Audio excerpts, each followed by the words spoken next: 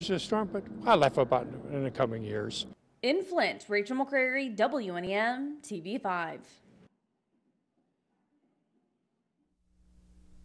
The storm dumped up to 60 inches of snow in Wyoming and temporarily shut down Kansas City International Airport Sunday. The storm system has moved into the northeast. Our Metropolis is a 30-minute show that airs every Tuesday evening at 91.5. You're going to hear Dr. Gary Larson along with our regular contributors talking about what matters to our community. And not only what matters, but why does it matter? We look at our community as a whole, but we also pay special attention to what's happening here at UNLV because that's our home as well. So looking at our Metropolis through the lens of a radio show really gives us the unique perspective to tell a story through words and through people, and I think it makes for a great program.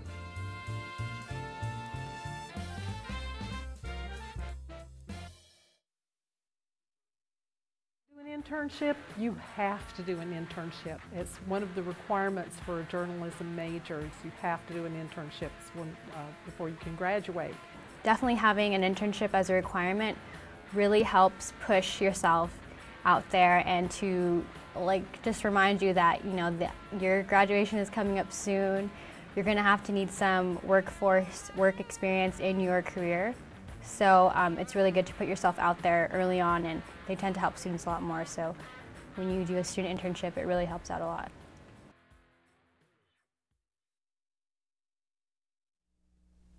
Welcome back.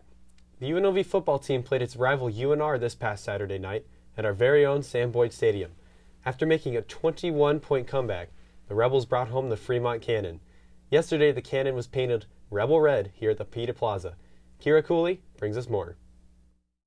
UNLV couldn't be more excited to be painting this cannon red, and I'm here talking to people to see what their feelings about the game are. Out here tuned in with number 16, Javen White. 29, Evan Owens. And 26, Jacques Kalili. And we are here at the little pep rally for the Fremont Cannon coloring. And the UNLV team couldn't be more proud of Javon White, who led the UNLV football team to victory. On it, I felt like it was just a momentum. It's more about the fans. When the fans can be like, okay, now we're in it. Now it's a real game. That's about getting them live and being able to cheer and stuff. That's what makes us go more or harder, It's just momentum. Yeah. It's that momentum. Especially Jock's picking the second quarter to give us that run. That's big time right there. That's big time. Because after that pick, it just went to win after that. This big win led to a massive turnout of support from UNLV supporters everywhere, from parents, alumni, even the cheerleaders. I think we're all super excited beating our rival team. That definitely helped our school pride grow, and it's really great for the community, really great for the school. I thought it was one of the biggest comebacks in history. The fans that left early, they missed out. It showed the fight in our boys. Being down by more than 21 points, you wouldn't expect, especially with how the season went. It wasn't a great season, and UNR was in contention for the playoffs, so I didn't think we would come back, but it was I hung in there and stayed through the whole game. Okay. I went to UNR last year, but I'm happy that UNLV won. I'm happy both teams are doing well. That's all that really matters in my opinion, but as a UNLV student now, I think it's great that we won. This rivalry game was a big deal, not only for the Cannon, but also to some senior players who won't be joining next season. It was great, and I was just happy to send out the seniors in a great way, with the Fremont Cannon right now is a perfect time, painting it red, and it's the best time of the year right now. The game was exciting. It's a big rivalry game for us. It's the biggest game of the year for me. And, it was a way that for us to send out our seniors this year, and it was something that we want to do special for us. Even though the way our season didn't go as we wanted to, but that's how we got to finish it. That's all that matters. We got the cannon back where it's supposed to be. All that matters. We thank you and all that. We played a good game. They played a good game. But it's here on its rightful place. It's here on its rightful place. There you go. If you ain't get it already, and we out. This is Kira Cooley signing off for Studio G. Go Rebels! Let's continue to represent our school spirit throughout upcoming seasons for the Rebels. After the break, we have Nestor Sanchez with the weather.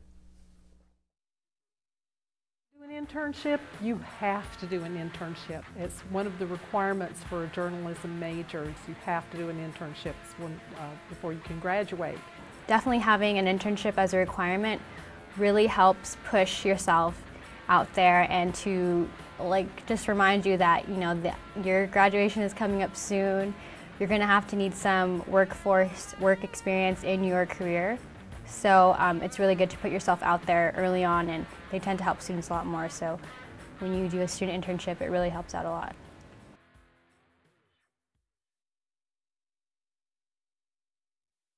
As far as Studio G, at first it looks overwhelming, and at first it looks like it's a lot of work, but I'll tell you what, it's the most beneficial class I've had at UNLV to date, without a doubt.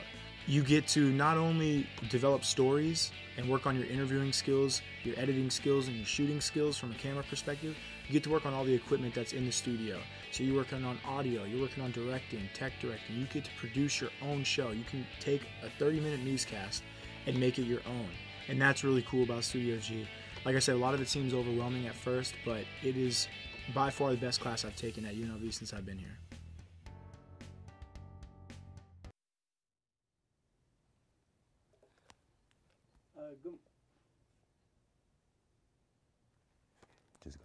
Good morning, Rebels. My name is Nestor Sanchez.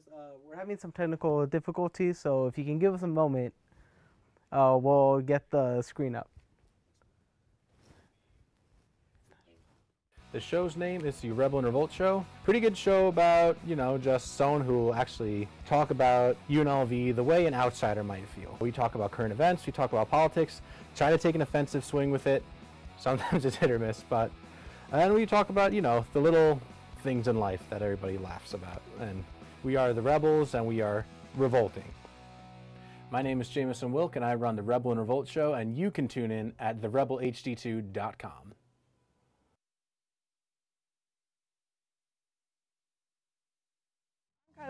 Shervin Mushuri. I'm Langston Carter. Hi, I'm Holly. My name is Anna. My name is Jameson Wilk. Window on the Middle East. Spinning Indie. Good News with Holly. It's Jazz and a Touch of Soul. It's Latin Nights with Anna. The Rebel and Revolt Show. And you can check it out on therebelhd2.com.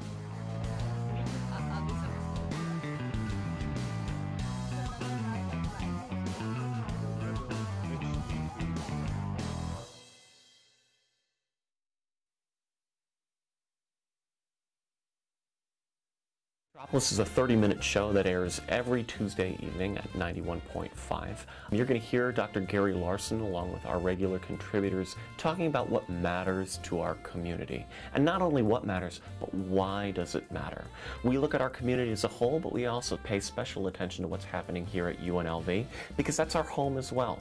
So looking at our metropolis through the lens of a radio show really gives us the unique perspective to tell a story through words and through people, and I think it makes for a great program.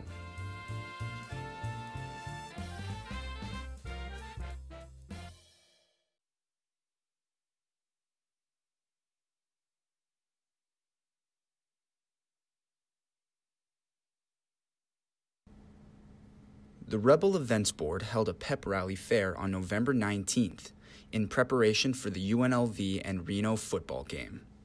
This event is for Scarlet and Gray Week, so we're going against Reno on Friday, and so this is really just our big hype event to bring people out, get people excited for the game. Natalie Ray is the school spirit coordinator for the Rebel Events Board, and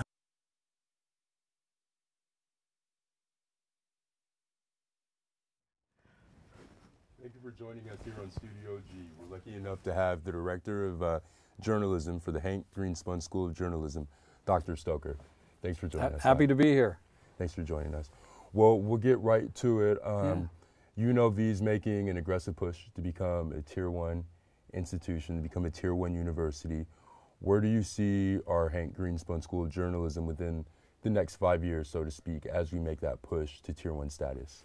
Well, I think it becomes a key part of the process because we're looking for faculty who can do research and also be excellent teachers and also can apply for grants and do those things, and that's all part of it. We also want to prepare our graduate students so they can go on and go to PhD programs, but also get some professional training as well. And so part of what we're doing is in the Tier 1 thing is for us to work to improve our faculty, to improve the amount of research they're doing, and also produce great students who can go on and take part in master's programs and PhD programs. Now, you touched up on the faculty, and UNLV for the past 2 years has been able to tout an impressive, diverse student body. We've become, we've become a great example for, the rest of the country as far as student diversity. What commitment is being made from the Hank Greenspun School of Journalism in terms of bringing in diverse faculty, bringing in people from all walks of life just to contribute to a stronger school? Well, last year we brought in a faculty member. She's Korean, and we're working this year. We have another search going on, and we've changed the call to make sure we emphasize that we're looking for a diverse candidate as well as the best candidate. Mm-hmm. But we want to make sure candidates from all aspects of life will apply for the position.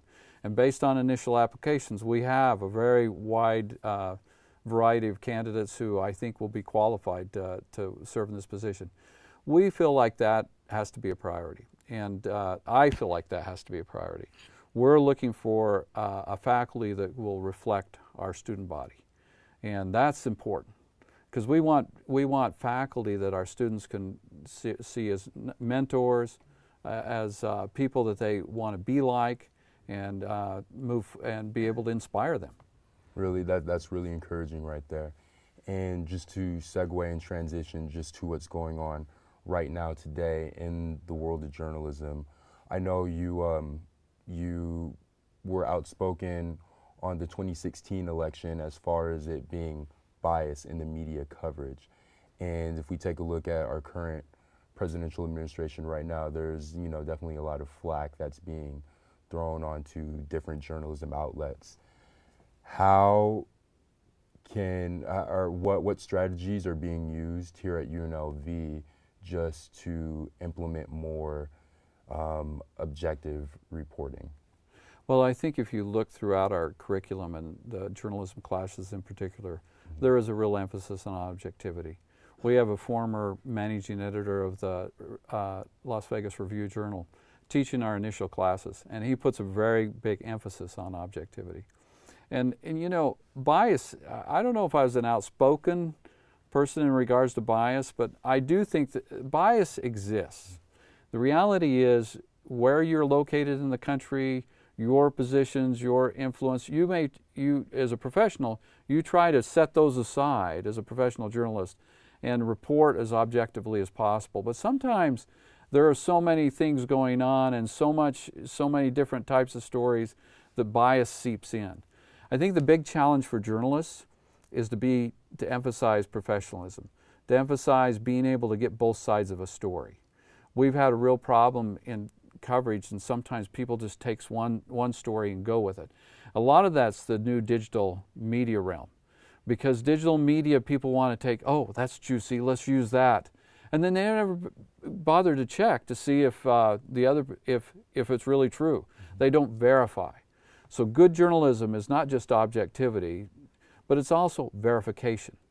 It's being fair, following up on your sources, making sure you've gone to the great lengths to make sure the story is accurate and it is portraying things as they are as best as possible.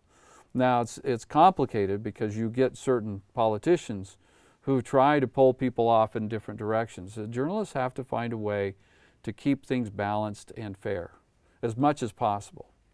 Now, you bring up something interesting. Now, staying in the same realm, your educational career has taken you from Utah to Alabama. Your professional career has taken you to places from North Carolina all the way to Texas to here.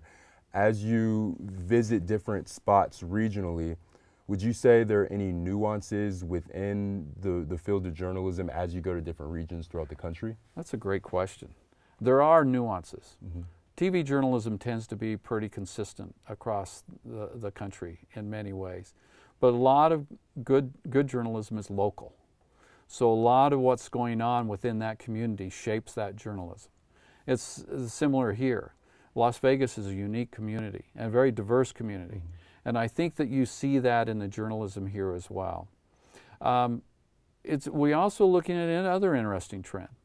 Is journalism, newspapers are being owned by people who have a lot of money, and that changes the nature of it as well. Some journalism outlets are struggling, some are doing very well. What you do see is a little unique aspect that we have the Nevada Independent here. We have other aspects of journalism that are homegrown. And although they're applying good principles of journalism, they're local, and their focus is local. And I think, you know what, that's what makes good journalism, is that you can cover your community. I'm not sure we always do a great job, because at the national level, the focus is on what's the big story. At the local level, the focus should be on what's our story and what's our stories that need to be covered. And I think journalism could do a better job of that. The interesting thing is it's changing. So you have the Nevada Independent, you have independent areas where they're producing journalism, but it doesn't mean we change the basics of good journalism, which is be objective, fair, and accurate. And just branching out a little bit more into different topics and different areas of journalism. Right now, you're currently researching interpretive journalism for the New York Times. Can you fill us in a little more about that? Yeah, so I'm looking at the rise of interpretive journalism, particularly at the New York Times. And what I found is interesting. What I found, you know, they used to think that the reason they had interpretive journalism, that journalists grew tired of objectivity. Well, that's not the case at all. That wasn't necessarily the case. What I found is that the rise of interpretive journalism was really shaped by international reporting. And then one other thing that was really interesting, the Sunday newspaper. See, there's something called bureaucratic affinity, which means that during the week there's plenty of news. But when all the offices shut down, all the businesses shut down, on the weekends there's nothing going on. Government in many ways is shut down. So what were they going to do with the Sunday paper? Well, they had to put in stories there that were going to get people's attention and everything else. And so by design, they focused more on interpreting events, politics, and everything else. As politics became much more complicated, as international affairs became much more complicated after the World War I, interpretive journalism filled that gap. And so that really contributed to the rise of interpretive journalism. Now we look at interpretive journalism and try to associate it with biased journalism. But that wasn't its roots. Its roots is in this idea that that journalism is best. Journalists can look at issues and everything else and help make sense of them for the public. That's a little more than objectivity, but they can do it in an objective fashion. They don't express their own opinion. They let the facts speak for themselves. But they also provide some level of context and understanding so that the audience really knows what's going on. Well, we've certainly had a fascinating conversation today here at Studio G. We'd like to thank Dr. Stoker for joining us. Thanks. Glad to be here. We'll send it back, and we'll see you right after the break. 30-minute show that airs every Tuesday evening at 91.5. You're going to hear Dr. Gary Larson along with our regular contributors talking about what matters to our community. And not only what matters, but why does it matter? We look at our community as a whole, but we also pay special attention to what's happening here at UNLV because that's our home as well. So looking at our metropolis through the lens of a radio show really gives us the unique perspective to tell a story through words and through people, and I think it makes for a great program.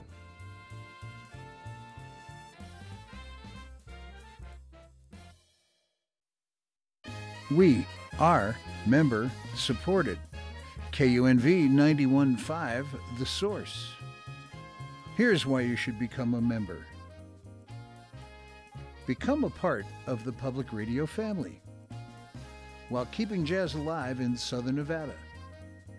Every member receives a discount card to businesses and restaurants around the valley, along with a premium of KUNV branded items, exclusive access to KUNV ticket giveaways for concerts and events, and private members-only events with prominent musicians such as Paul Taylor, Vincent Ingala, and many more. We are 91.5 The Source, and that source is you. So become a member today. The Rebel Events Board has been doing a lot of work around campus within the recent months. Last week, a pep rally was held outside of the Student Union.